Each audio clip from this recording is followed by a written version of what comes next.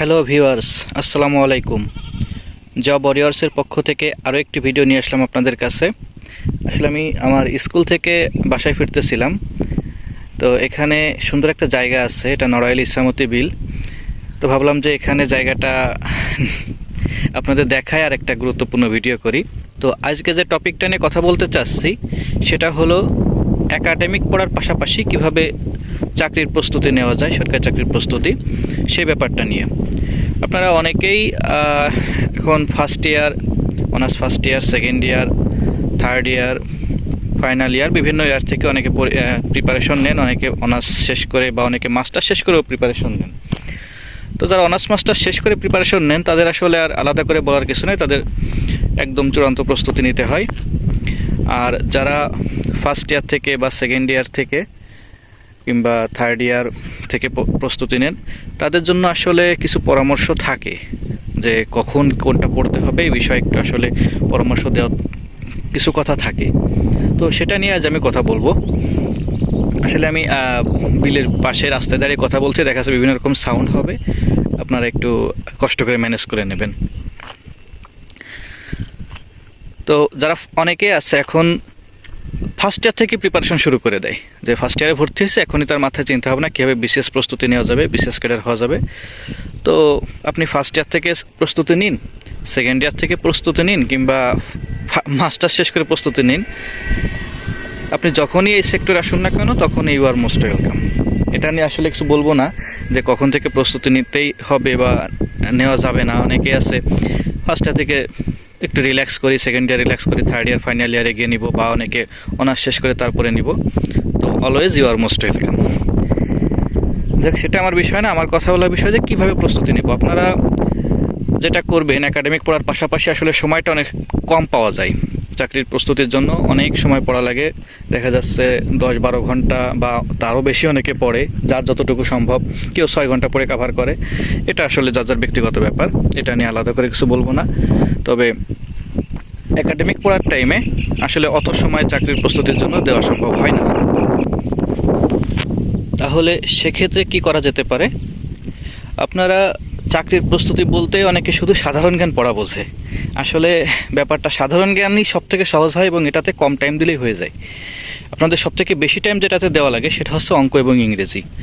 তো আপনারা এই যারা একাডেমিক পড়ার পাশাপাশি যারা চাকরির প্রস্তুতি নিতে চাচ্ছেন তারা অঙ্ক এবং ইংরেজি এই দুইটা সাবজেক্টের প্রতি ফোকাস করবেন সবথেকে বেশি এই টাইমে। অর্থাৎ এই যে আপনার একাডেমিক টাইম, এই টাইমে আপনারা অঙ্কের একটা বই বা অঙ্কের বই আপনারা যদি নাও কেনেন, অষ্টম নবম শ্রেণীর যে অঙ্কগুলো আছে এই অঙ্কগুলা সিলেবাস দেখবেন, আপনারা অবশ্যই বিশেষ সিলেবাসটা দেখবেন। এই সিলেবাস অনুযায়ী যে টপিকগুলো আছে সেই টপিকগুলো খুব সুন্দর করে শেষ করবেন। যদি কোনো কারো হেল্প নেওয়া লাগে হেল্প নিয়ে শেষ করবেন, সমস্যা নাই। আর প্রতিদিন খুব বেশি দরকার নাই, দেখা যাচ্ছে প্রতিদিন আপনি 5টা অঙ্ক করেন, আপনার হাতে যেহেতু সময় আছে, প্রতিদিন 5টা অঙ্ক করেন, কিন্তু এমনভাবে করেন যে নিয়মটা যেন আপনার মাথায় থাকে। আপনি শর্টকাট ওয়েতে এগোনোর দরকার নাই, আপনি নিয়মটা যাতে আপনার মাথায় থাকে এর জন্য একদম সেই অরিজিনাল যে নিয়ম সেই নিয়ম অনুযায়ী আপনি অঙ্কটা করবেন। এতে করে আপনার সরি, ছাগল আমার কথায় রেসপন্স করতেছে, যাই হোক, এতে করে আপনার একদম বেসিক যে ধারণাটা এটা হয়ে যাবে। সেক্ষেত্রে আপনার প্রিলি পাস করার পরে রিটেনের জন্য আপনার আলাদা করে কষ্ট করা লাগবে না, অনেক কমে যাবে কষ্ট। আচ্ছা, এটা গেলো অঙ্কের ব্যাপারে। এরপরে ইংরেজি। হ্যাঁ, ইংরেজিটাও একদম রেগুলার পড়তে হবে। ইংরেজি আসলে অনেকের কাছে একটা ভয়েস সাবজেক্ট, অঙ্ক ইংরেজি দুইটাই ভয়েস সাবজেক্ট। ইংরেজি গ্রামার আছে, এইগুলা ইংরেজিতে যাদের দুর্বলতা বেশি তারা ইংরেজিতে একটু সময় বেশি দিবেন। আর ইংরেজিটা যখন আপনি ফার্স্ট ইয়ার, সেকেন্ড ইয়ার বা থার্ড ইয়ার থেকে পড়া শুরু করবেন, আপনার অনার্স শেষ হতে হতে ইংলিশের বেসিক ধারণা কিন্তু আপনার হয়ে যাবে। আর ইংলিশ আসলে আমরা 9-10-এ যা পড়ে আসছি, গ্রামার, ইন্টারমিডিয়েটে যা পড়ছি, সেইগুলোই আসলে আমাদের ইংলিশে ঘুরাই ফিরে আবার এখন পড়তে হচ্ছে চাকরির প্রস্তুতির জন্য। তো এই জন্য ইংলিশে আপনারা এইগুলাই আবার ঝালাই করবেন, টিচারের সহায়তা নিতে চাইলে নিতে পারবেন। এই আর কি, আপনারা এভাবেই একাডেমিক পড়াশোনার পাশাপাশি ইংরেজি এবং অঙ্কের প্রতি ফোকাস করবেন বেশি। আর এরপর যদি মনে হয় যে ইংরেজি অঙ্ক আমাদের যা করেছে আলহামদুলিল্লাহ ভালো হয়েছে, পরীক্ষা দিলে ইনশাআল্লাহ আমরা পাস করব বা ভালো একটা প্রিপারেশন হয়েছে, এরপরে আপনারা বাংলাটা ধরবেন, বাংলা গ্রামার। আমি সাহিত্যের কথা এখনই বলতেছি না, সাহিত্য পড়বেন অবশ্যই, কিন্তু যেগুলো আসলে আমাদের বেসিক রুল যেগুলো, এইগুলো আমাদের কিন্তু জানতে হবে। আমাদের শর্টকাট ওইতে যাতে আমরা না এগোনো লাগে, যে আমাদের অনার্স শেষ হয়ে গেছে, মাস্টার শেষ হয়ে গেছে, এই টাইমে যারা পড়তে যায় অনেকে কিন্তু শর্টকাট এগোতে চায়, শর্টকাট কিছু রুল টুল দিয়ে। তারা কিন্তু অনেক সময় ঝামেলায় পড়ে রিটেন পড়তে গেলে বা এরকম সময়। যাই হোক, তা আপনারা এরপরে বাংলার যে গ্রামারটা আছে, গ্রামারটা নিয়ে আলোচনা পড়বেন। গ্রামার জন্য ভালো একটা বই কিনে নিতে পারেন। নবম দশম শ্রেণীর যে বাংলা ব্যাকরণ বইটা ছিল, যে কোন বই, পুরাতনটা, এটা পড়বেন। সাথে একটা গ্রামার বই কিনবেন, অভিযাত্রী কিনতে পারেন, বা দিগদর্শন এটা নিতে পারেন। তো তাহলে আমরা যেটা ফাইনাল কথা, যেটা আপনারা একাডেমিক পড়ার পাশাপাশি